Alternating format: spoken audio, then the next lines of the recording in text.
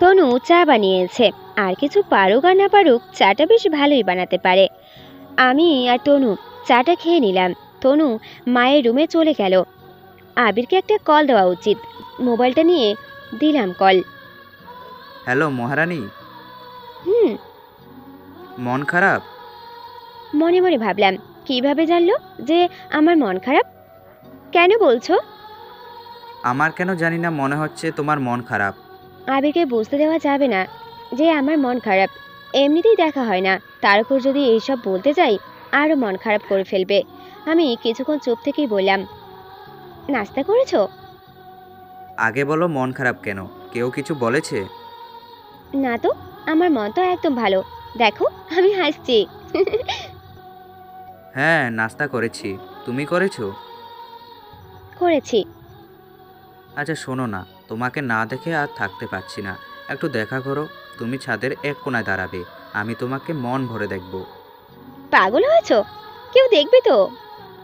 Please please please. আচ্ছা, চেষ্টা করছি আমি। চেষ্টা না, দেখা করতেই হবে। আচ্ছা, আসো। এখন আসি?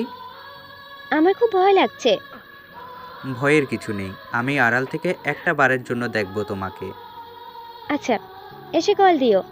আমি লাইনটা কেটে দিলাম। তখন বিকেল গড়িয়ে সন্ধে হতে চলল প্রায়। এতক্ষণ মন খারাপ ছিল, এখন মনটা ভালো হয়ে গেছে। ছেলেটার পাগলামি আর নিতে পারছি না। আমি আয়নার সামনে দাঁড়িয়ে চুল ঠিক করছি। নিজেকে বারবার আয়নায় দেখছি। লজ্জা ভয় সব মিলিয়ে আমার ভেতরে অন্যরকম এক অনুভূতি কাজ করছে। অস্থিরতা তো আছেই, হাত পা কাঁপছে। এমন অস্থিরতা কাজ করছে যে স্থির থাকতে পারছি না। কম করে হলেও এই কয়েক মিনিটে ২০-২৫ বার আয়নায় নিজেকে দেখা শেষ। প্রথম প্রেমের অনুভূতিগুলো এমনই হয়, নিজের সাথে না ঘটলেই বুঝতামই না। আবির কল দিয়েছে, রিংটোন বাজছে, সাথে হৃদয়স্পন্দনও বাড়ছে। সিঁড়ি অবধি স্বাভাবিকভাবেই হেঁটে গেলাম। এরপর ব্যস্ততা নিয়ে হাঁটার গতি বাড়িয়ে তাড়াহুড়ো করে ছাদে গেলাম। নিজেকে আর সামলাতে পারছি না। কয়দিন পর যে দেখবো আবিরকে। আবির আমাদের বাড়ির সামনে এক কোণায় দাঁড়িয়ে আছে। আমি আবিরের দিকে তাকাচ্ছি আর আবির আমার দিকে। দুই জোড়া চোখ অন্য কোনো দিকে সরছেই না। খুব ইচ্ছে হচ্ছিল সামনাসামনি দাঁড়িয়ে দুজনে হাত ধরাধরি করে একজন অন্যজনকে মন ভরে দেখি। এর মধ্যে তনু কখন আমার পাশে এসে দাঁড়িয়েছে খেয়াল করতে পারিনি। আবিকে দেখে নেয়নি তো? তনুকে দেখার সাথে সাথেই কলিজায় মোচড় দিয়ে উঠল। আপু, তুই এখানে কি দেখছিস? কই, কিছু না তো। আমি তো দেখলাম দেখছিস। ততক্ষণে আবির চলে গেছে। যা তো এখান থেকে। তুইও চল, তুই গেলেই যাব। আচ্ছা আপু, কালকে তো আদি ভাইয়ারা চলে যাবে, তোর খারাপ লাগবে না? তনুর কথায় আমার কোনো মনোযোগ নেই। আবির এখনো আছে কিনা সেটা দেখতেই উকি ঝুঁকি মারছি। কোথাও দেখতে পাচ্ছি না। হয়তো তনুকে দেখে চলে গেছে। কতদিন পর দেখা হলো, তাও ফেলুদা এসে ঝামেলা করলো। একটু ছাদে অপেক্ষা করে আবিরকে দেখতে না পেয়ে নেমে গেলাম। ফেলুদাও আমার সাথে সাথে নেমে গেল। এর মধ্যেও আমি পুরোপুরি ভুলে গেলাম যে একটু আগে আমার মনটা খারাপ ছিল। ছাদ থেকে নামতেই আবিরের কল। তনুকে বললাম, দেখ তো, মা বোধহয় তোকে ডাকছে। কই, শুনলাম না তো। আমি শুনেছি, যা তুই। তনু সরে যেতেই আবিরের কলটা রিসিভ করলাম। মহারানী, বলো। কি যে শান্তি লাগছে আজকে, বলে বোঝাতে পারবো না। কেন, কি হয়েছে আজকে? লটারি জিতেছো? আবির হাসতে হাসতে বলছে।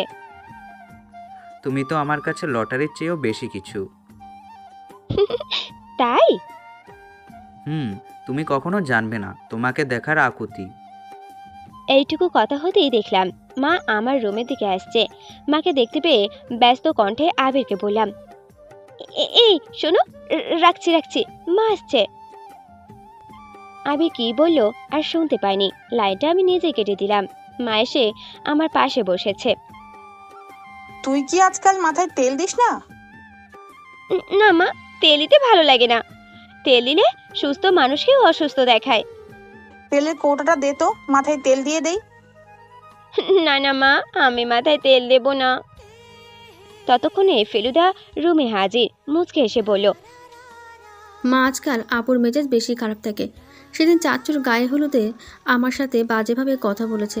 তেলের কোটাটা কোথায় আমাকে বলো, আমি নিজেই এনে দিচ্ছি। মা তনুকে তেলের কৌটোটা দেখিয়ে দিল। মায়ের সামনে এখন কিছু বলতে গেলে তনুর দোষ চোখে পড়বে না, দোষ তো সব আমিই করি। তনু কৌটোটা মায়ের দিকে এগিয়ে দিল। মা উপরে বিছানায় বসেছে আর আমি নিচে ফ্লোরে বসেছি। আমার চুলগুলো খুলে 2 ফাঁক করে আলতো হাতে তেল দিয়ে দিচ্ছে। কাল তোর খালা চলে যাবে, তুইও যাবি বুবুর সাথে। মা, তুমি তো জানোই যে আমার কোথাও যেতে ভালো লাগে না, তবু এসব বলছো? সেখানে তো শান্তা আছে, তোর একা একা লাগবে না, আর যাওয়াটা জরুরি। জোর করো না মা, আমি যেতে পারবো না। এতক্ষণ তনু আমার আর মায়ের কথা চুপচাপ শুনছিল। যেই না বেড়াতে যাওয়ার কথা শুনলো, অমনি লাফ দিয়ে বলে উঠল, মামা আমিও যাই আপুর সাথে। না, তুই কি করবি সেখানে? তোমরা সবসময় আমার সাথে এমন করো, সব জায়গায় আপুকে যেতে জোর করো, আর আমি নিজে থেকে বললেও আমাকে বকা দিয়ে চুপ করিয়ে দাও। এই কথা বলেই তনু বিছানায় রাখা বালিশে মাথা রেখে অন্য পাশে শুয়ে পড়ল।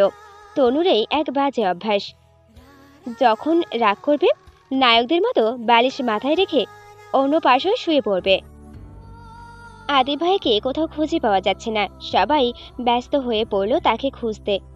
তখন রাত প্রায় 3টা বাজতে চলেছে, ভাইয়া তখনও ফেরেনি। ভাইয়া যে রুমে ঘুমায় সেই রুমটার ভেতর থেকে আটকানো, দরজায় অনেক বাড়ি দেওয়ার পরেও রুমের দরজাটা খুলল না। রুমের জানালাটা খুলে দেখি ভাইয়া সিলিং ফ্যানের সাথে ঝুলছে। আমি যেন স্তব্ধ হয়ে গেলাম, মুখ দিয়ে কথা বের হচ্ছে না, কান দিয়ে কারো কোনো আওয়াজ ঢুকছে না, মনে হচ্ছে যেন আমি এখনই অজ্ঞান হয়ে যাব। সবাই স্তব্ধ। আদি ভাই এমন একটা কাজ করতে পারে কারো কল্পনায় ছিল না। হঠাৎ ঘুমটা ভেঙে গেল, কপালে হাত দিয়ে দেখলাম কয়েক ফোঁটা ঘাম জমেছে। এটা কি তাহলে স্বপ্ন ছিল? হ্যাঁ, স্বপ্নই তো। দেয়ালের সাথে ঝুলিয়ে রাখা ঘড়ির দিকে তাকিয়ে দেখলাম প্রায় 1টা বাজতে চলেছে। আমার মনে কেমন যেন একটা ভয় কাজ করছে। আমি তনুর দিকে তাকিয়ে দেখলাম সে ঘুমের রাজ্যে পায়চারি করছে। যাতে তার ঘুমটা না ভেঙে যায় তাই আস্তে করে উঠলাম, উঠে দরজাটা খুললাম, খুলে আদি ভাইয়ার রুমের দিকে গেলাম। রুমের দরজা খুলতে দেখলাম ভাইয়া ঘুমোচ্ছে। আবার আস্তে করে দরজাটা বন্ধ করে নিজের রুমে চলে আসলাম, এসেই ঘুমিয়ে পড়লাম। সকালে নাস্তা শেষ করে মাকে বললাম, আমি খালার সাথে যাব না মা, আমার ক্লাস আছে, অনেকদিন কলেজে যাওয়া হয় না। পড়ার কথা বলতেই মা রাজি হয়ে গেল, খালার সাথে যাওয়ার জন্য আর জোর দিল না। আমিও মনে মনে অনেক খুশি হলাম, খালার সাথে যেতে হবে না, খালা চলে যাচ্ছে। আদি ভাইয়া যেতে যেতে আমাকে একটা চিরকুট ধরিয়ে দিয়ে গেল, বলল, আমার নতুন নাম্বার, একটা কল দিস প্লিজ। চিরকুটে লেখা ছিল একটা মোবাইল নাম্বার। খালা যাওয়ার পর আমি তৈরি হয়ে নিলাম কলেজে যাওয়ার জন্য। অনেকদিন কলেজে যাওয়া হয় না। আজকে অবনী আর আবিরের সাথে দেখা হবে। বাসা থেকে বের হয়ে কলেজের উদ্দেশ্যে রওনা হলাম। কলেজে পৌঁছে ক্লাসে ঢুকতেই আবিরকে দেখতে পেলাম। হাতে গোনা কয়েকজন ছাড়া আমাদের সম্পর্কের কথা আর কেউ জানে না, তাই আবিরকে ইশারা করেই বললাম লাইব্রেরিতে যেতে। আবির লাইব্রেরিতে গেল, আমি আর অবনী আবিরের পেছনে পেছনে গেলাম। আবির আর আমি মুখোমুখি বসে আছি। অবনী বলল, তোরা কথা বল, আমি নোট তৈরি করি। অবনীর পাশে একটা টেবিলে বসে নোট তৈরি করছে। আবির আমাকে বলছে, অনেকদিন পর দেখা। হুম, কেমন আছো তুমি? ভালো, তুমি? তুমি যেমন রেখেছো। আমি রাখার কে? তুমিই তো সব। কিছুক্ষণ কথা হওয়ার পর আমরা 3জন মিলে ক্লাসে চলে গেলাম। ক্লাস শেষ হতেই আবির আর আমি পায়ে পা মিলিয়ে হাঁটতে হাঁটতে বাড়ির কাছাকাছি চলে আসি। আবির আমাকে বিদায় জানিয়ে চলে গেল, আমিও বাসায় ফিরে আসলাম। রোজ রোজ আবিরের সাথে আমার কথা হচ্ছে। রাত প্রায় 2টা-3টা অবধি কথা না বলে যেন মন ভরেই না। জীবনে কখনো কারোর সাথে এমনভাবে মেলামেশা হয়নি। এইটুকু সময়ের মধ্যে আবির অনেকটা কাছের মানুষ হয়ে গেল। এভাবে কিছুদিন যাওয়ার পর হঠাৎ একদিন সন্ধেবেলায় বই নিয়ে বসে গল্প করছি। মা এসে আমার পাশে বসেছে। মাকে বসতে দেখে আমি আস্তে করে গিয়ে মাথাটা মায়ের কোলে রাখলাম। মা আলতো হাতে আমার মাথায় হাত বুলিয়ে দিতে দিতে বলল, এবার তোর বিয়ে নিয়ে ভাবছি আমরা। এখন বিয়ের কথা বলো না তো, আমি আগে লেখাপড়া শেষ করতে চাই। যাদের ঘরে বউ হয়ে যাবি তারা তো তোকে পড়াবে। এত শিওর হয়ে কিভাবে বলছো তুমি? তোর খালা হবে তোর শাশুড়ি, মানে আদিবের সাথে তোর বিয়ে। ভাইয়াকে আমি সবসময় আমার ভাইয়ের মতো ভেবেছি, কিন্তু এখন এসব কেন বলছো? আমি পারবো না মা, আমি পারবো না ভাইয়াকে বিয়ে করতে। আর আমি লেখাপড়া করতে চাই। পড়ালেখা অবশ্যই করবি, তবে বড়রা যেটা বলে সেটাই। আর সামনে তো তোর অয়ন ভাইয়ার বিয়ে, আর বড়রা সিদ্ধান্ত নিয়েছে বিয়ের কিছুদিন পর তোদের জোড়াটা দিয়ে দিবে। আদিব ভাইয়ার বড় ভাই। এই বিষয়ে মায়ের সাথে কিছুক্ষণ তর্ক করার পর মা আমার রুম থেকে চলে গেল। মা রুম থেকে যাওয়ার পরে সাথে সাথেই আমি আবিরকে কল দিলাম।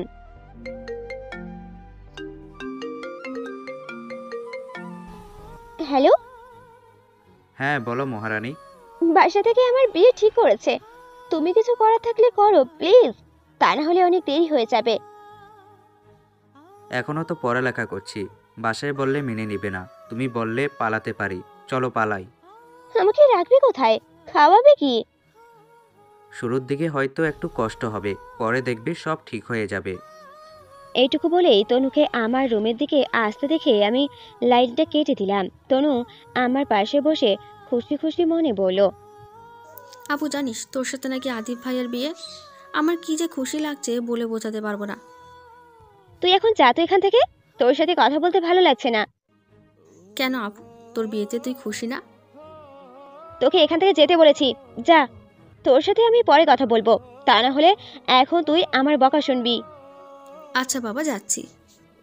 তনু রুম থেকে চলে গেল। কি করব কিছুই বুঝতে পারছি না। আচ্ছা, পালিয়ে যাওয়াটা কি ঠিক হবে? না পালালে আমি যে আবিকে সারা জীবনের জন্য হারিয়ে ফেলবো। এখন পালিয়ে যাওয়াটা একমাত্র সমাধান। আমি জানি এটা ছেলে মানুষই, তবুও আমাকে পালাতে হবে। আবিরকে বলবো তৈরি থাকতে, তবে এখন না, আগে দেখি ঘটনা কোন দিকে গড়ায়। অল্প করে খাবার খেয়ে বিছানায় শুতে এসেছি। এই পাশ ওপাশ করছি, কিন্তু কোনোভাবেই ঘুম আসছে না। আবিরকে কলও দিতে ইচ্ছে করছে না, খুব চিন্তা হচ্ছে।